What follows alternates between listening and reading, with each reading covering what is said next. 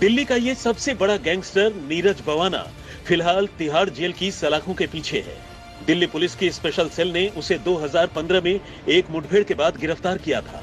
अत्याधुनिक अमेरिकी automatic gun के साथ गिरफ्तार नीरज जेल तो चला गया, लेकिन कहते हैं आज भी तिहाड़ में उसकी तूती बोलती है और वो जेल में बैठे बैठे ही बड़े आराम से फिरौती और वसूली का कारोबार चला रहा है। दिल्ली और आसपास के इलाके में नीरज के नाम का खौफ कितना ज्यादा है, इसका अंदाजा आप इसी बात से लगा सकते हैं कि उसके एक फोन भर से दिल्ली के अमीर और प्रभावशाली लोगों में खौफ तारी हो जाता है।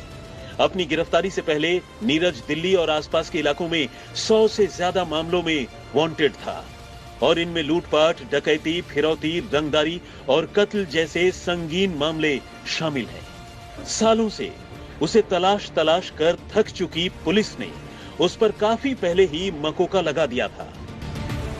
अब आइए बात नीरज सहरावत के नीरज बवाना बनने की। नीरज ने साल 2004 में तब पहला कत्ल किया जब वो नाबालिग था। इसके बाद नीरज ने कुख्यात अमित भूरा को न सिर्फ भरी अदालत में जबरदस्त फायरिंग कर भगा लिया, बल्कि पुलिस की AK-47 राइफल भी लूट कर ले गया।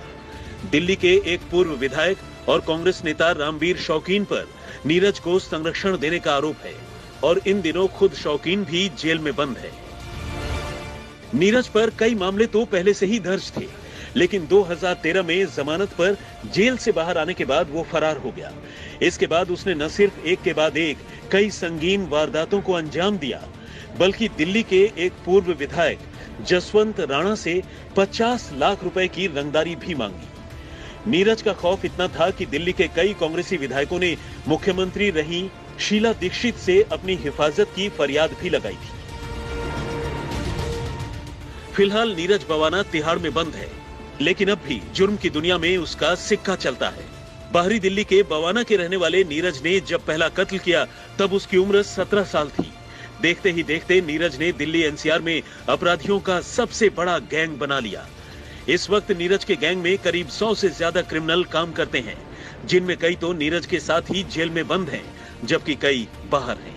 2015 में नीरज को पकड़ने के लिए दिल्ली पुलिस ने पूरे 1.5 साल तक उसके खिलाफ अभियान चलाया। इस काम में 35 से ज्यादा गुर्गों के पकड़े जाने के बाद तब उसकी बारी आई और उसे स्पेशल सेल ने धर दबोचा।